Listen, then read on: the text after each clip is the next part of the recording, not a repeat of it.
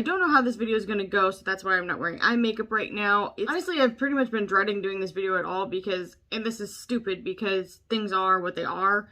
Nothing's going to change by putting it off. But I guess talking about it makes it real, even though it still doesn't feel real, but then sometimes it feels extremely real and it hits hard and I'm really upset. And you can already tell by the title today that this is going to be a video about Lisa. She's on YouTube and she was on Instagram, and I met her on Instagram. She was just kind from the first second I ever talked to her. I'm just going to put this out there right now. You guys may have noticed I still left this video monetized. I was not going to monetize it, but they actually do have a GoFundMe going for her family right now. I will have it linked down below.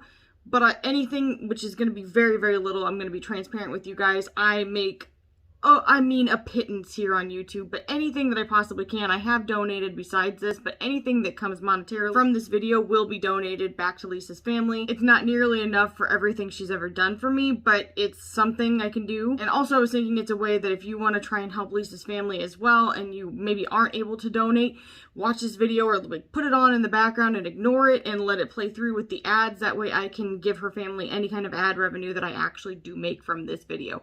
With that being said, let's talk about her a little bit. Anyway, I wasn't sure how this was going to go. I'm sorry. I'm really shit at this kind of stuff. I'm going to be honest with you guys. I don't handle death well. I don't process it well. It is just something that gives me panic attacks and truthfully makes me feel very sick when I do have to think about it. And it's even crazier to me because I mean, and I'm sure anybody would feel this way about any person that they've ever known that's passed away, but I was not expecting it. Like, Lisa was not well, I'm not going to share the details with you because it's not my story to share, and she was actually, I think she was actually going to do a video about it, but since she didn't, I just don't feel comfortable talking about the specifics of what she was going through. But I will say this, it was like 1,000 times worse than you can ever imagine, and she still had a smile on her face every single day. I'm going to cry, I'm sorry.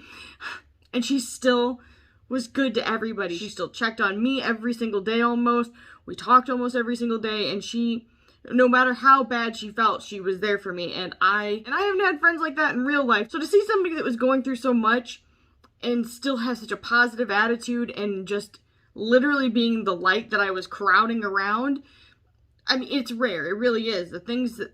That's why I'm so staggered by what happened, because I thought she was getting better. She said she was going to message me when she got home and she was getting released, I thought. And then I got a message from her husband saying that that was not the case, and it was awful, and I felt sick. I just felt absolutely sick. My husband and I had actually traveled. We were going on our first trip that we'd been on, and probably since our honeymoon, pretty much. And we had just arrived, and I just couldn't even do it. I was just like, nope. I sat in the car crying. I honestly just felt, I feel upset and angry. This is not stuff I should include, but I feel bitter because she deserved so much better than what she had. And I don't mean like with her family, stuff like that. She had a wonderful family. She had a wonderful husband who she talked about, I mean, all the time with nothing but positivity.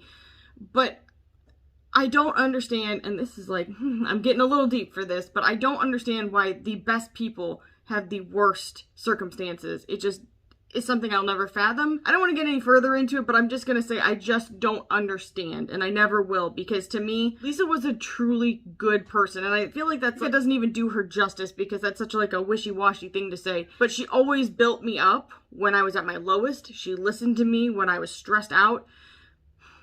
She put aside how she was feeling to be a good friend, and I hope that she felt that I was a good friend. I was very grateful for her. She was actually one of my mods on this channel when I would go live.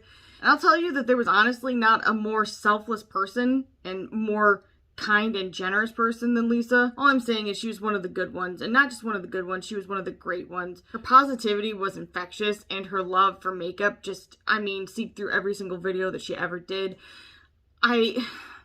I always felt, whenever I watched her videos, I always felt like I was just sitting with one of my friends, hanging out on the floor, doing makeup, getting around to go somewhere, which obviously I very rarely do, but it was nice.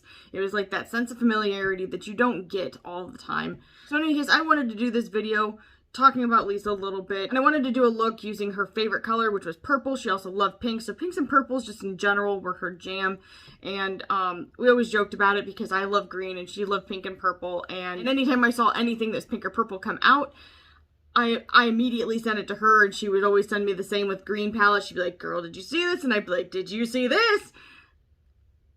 And it's really sad because now I can't do that. And I've lost this wonderful friend that I never expected to make, to be honest. I kind of have become a little bit hardened to making friends just because of things that have happened in my real life, and then also because I don't deal with loss well in any form. And so it's very hard.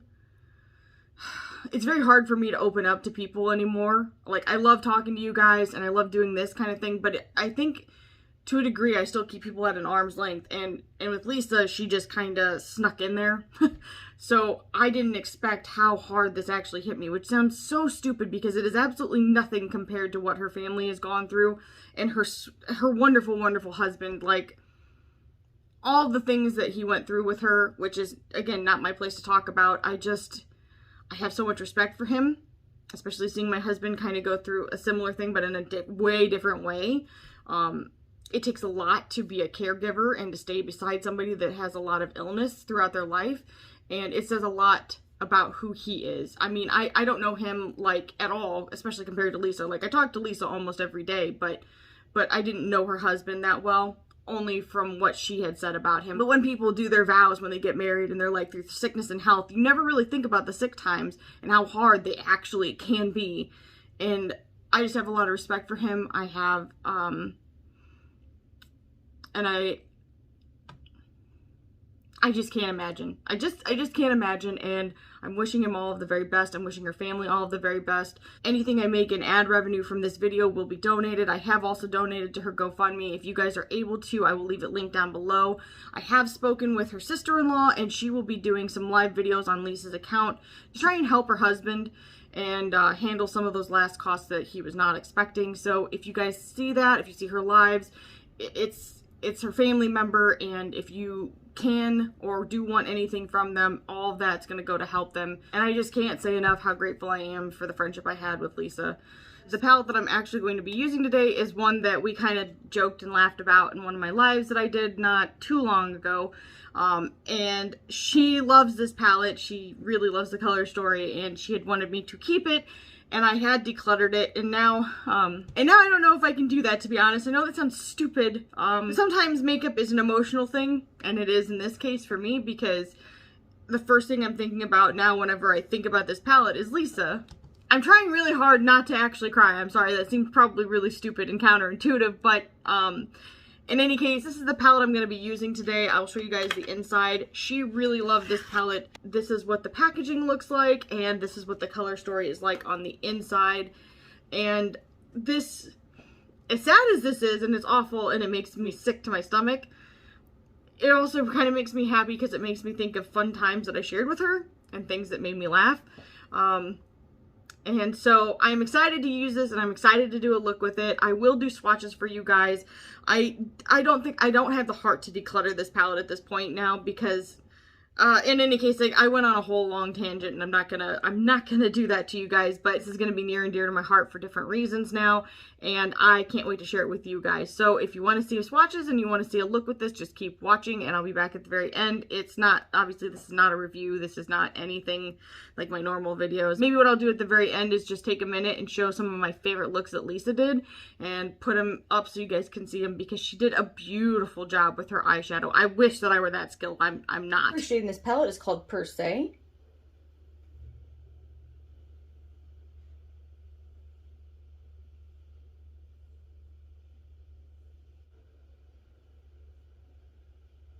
And that's a purplish gray toned brown shade. It is really nice. The next shade is called Viola.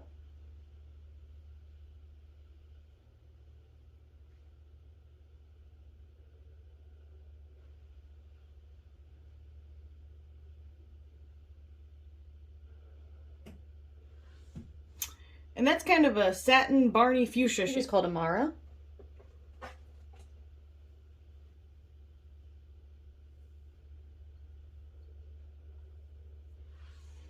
And this definitely falls in that Pat McGrath kind of red toned brown shade, or brown toned red shade. The next shade is called Cyclone.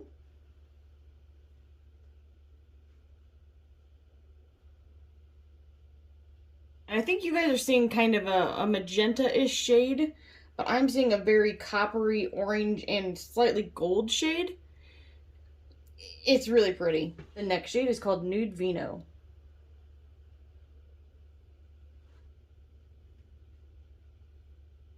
The quality of these is really good. So this is kind of, again, a little bit of a red undertoned brown shade, but it is slightly different than this, maybe with a hint of orange undertone, where this is just straight red. It was called Layla.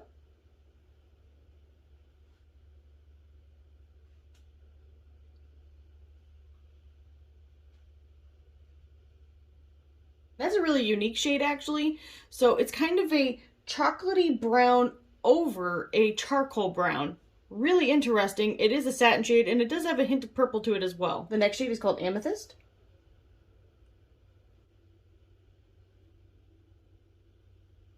To see it right now because I can't see what you guys can see, but this is a bit of a blue toned purple, while in the pan it looks extremely purple. Next shade is called Magentic.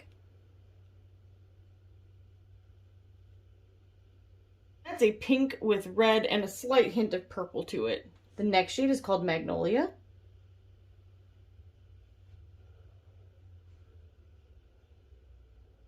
Slightly orange toned gold shade. The shade is called Nude Mauve.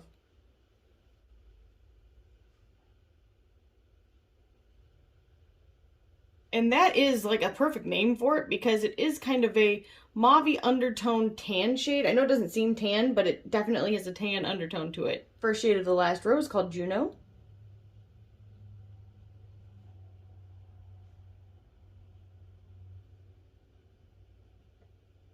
Well, that's kind of like a champagne-y pinkish purple shade. Livid. It's a very interesting shade, actually. It's got purple, it's got blue, and it's got brown, and a slight hint of, like, red undertone to it. It's a really interesting shade. It's called Pure. I could be saying that wrong, I'm sorry.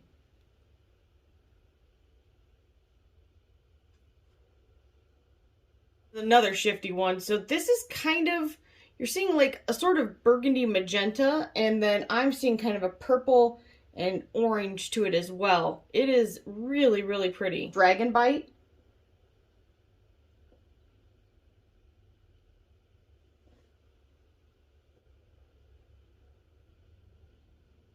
And I would say that this formula is on the drier side. I wish it were more similar to the actual metallic formula.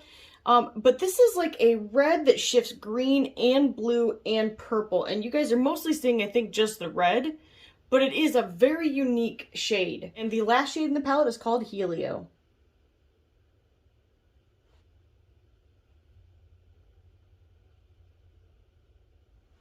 And that to me reminds me of Grandstand by Makeup Geek.